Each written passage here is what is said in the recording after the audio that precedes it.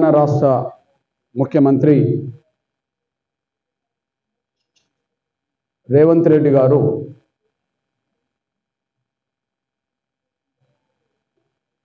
వికలాంగులను చిన్నచూపు చూస్తున్నాడు. వికలాంగులతో పాటు చేయూత పథకం పేరుతో పెన్షన్లు అందుకుంటున్న ప్రతి వర్గాన్ని చిన్నచూపు చూస్తున్నాడు.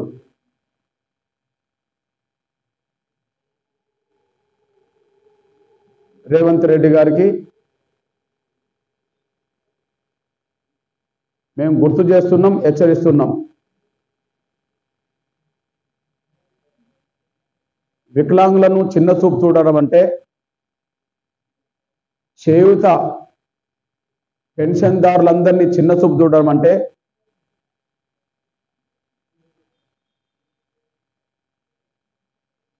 మానవత్వం లేని వాళ్ళు మాత్రమే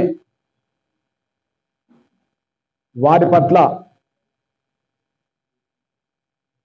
చిన్నచూపు చూడడానికి దారితీస్తుంది. మానవత్వం ఎవరికి ఉన్నా వికలాంగులను హక్కున చేర్చుకుంటారు.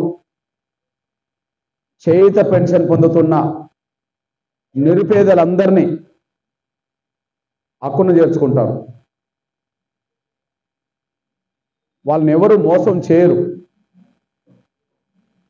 మోసం చేసే వాళ్ళు ఎవరైనా వాళ్లకు మానవత్వం లేనట్టే. ఇక్కడ రేవంత్ రెడ్డి గారి సర్కారుకు, రేవంత్ రెడ్డి గారికి స్పష్టంగా రుజువు అవుతుంది.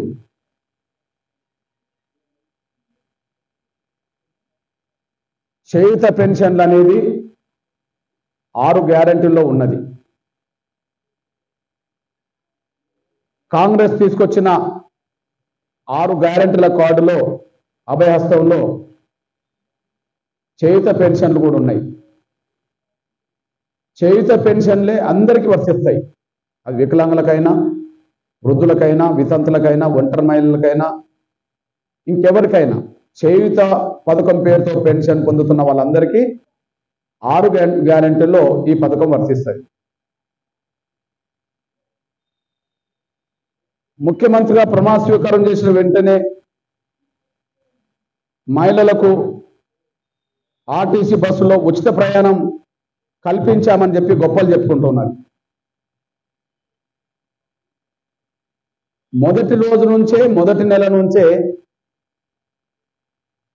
మహిళలకు ఆర్టీసీలో ఉచిత బస్ సౌకర్యం కల్పించామని చెప్పి గొప్పలు చెప్పుకుంటున్న రేవంత్ రెడ్డి గారి సర్కారు మరి మొదటి నెల నుంచే ఎందుకు చేయూత పెన్షన్లను అందిస్తలేదు? అర్థమైంది. చేయూత పెన్షన్దారులందరి డబ్బు 6,300 కోట్ల రూపాయలు ఇప్పటికీ బకాయిలు ఉన్నట్టే. ఎందుకు నేను బకాయిలు అంటున్నానంటే ఎగ్గొడితే అంగీకరించే ప్రసక్తి లేదు.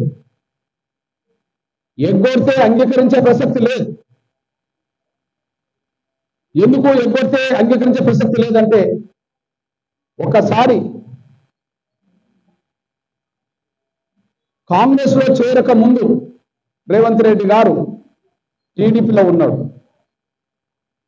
చంద్రబాబు నాయుడు గారి నాయకత్వంలో పనిచేశాడు. టీడీపీలో ఉన్నాడు, చంద్రబాబు నాయుడు గారి నాయకత్వంలోనే పనిచేశాడు. తెలంగాణలో టీడీపీ బలహీన పడ్డ తర్వాత కాంగ్రెస్ లో చేరాడు.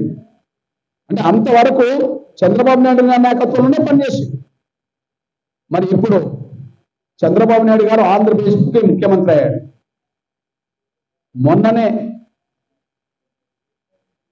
13 రోజుల క్రితమే ముఖ్యమంత్రిగా